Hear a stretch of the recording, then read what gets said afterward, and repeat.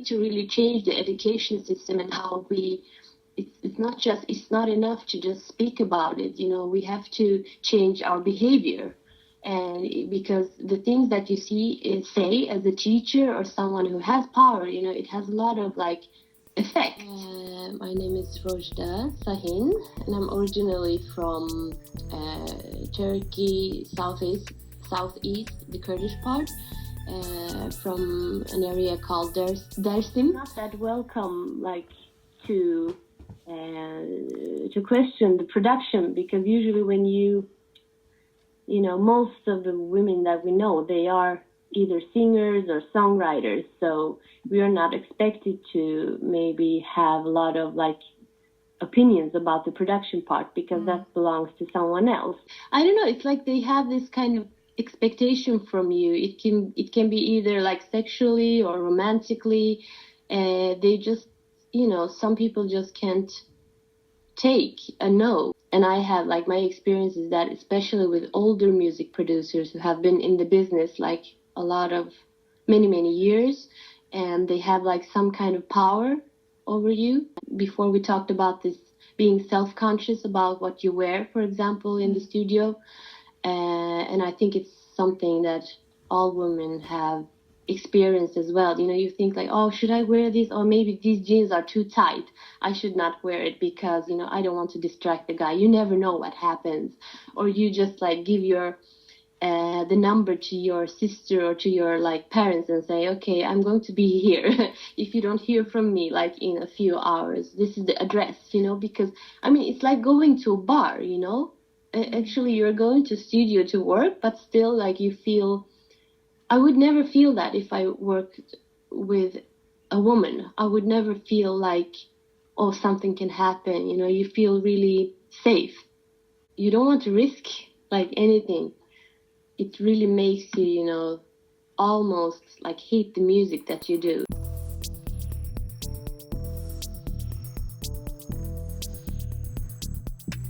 For example, it has happened to me, and I think many other women, that, this person maybe tries to arrange meetings with you just alone without any other musicians, and you feel okay, something is not right, I don't want to go there, and you cancel the meeting, and that's when the person gets mad and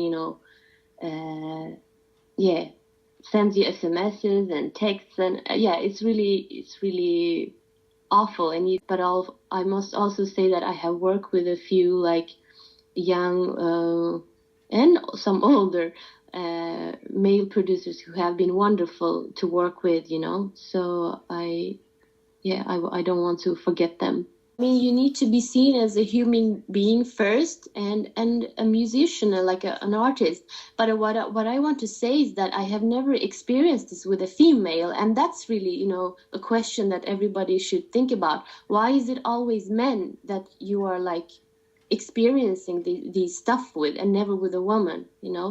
Now I have classes with 15 other female producers, and I never feel threatened like that when I'm with them alone. So that should, actually, we have to see that this is a problem if you want to fix it. You cannot just, pretend that it doesn't exist.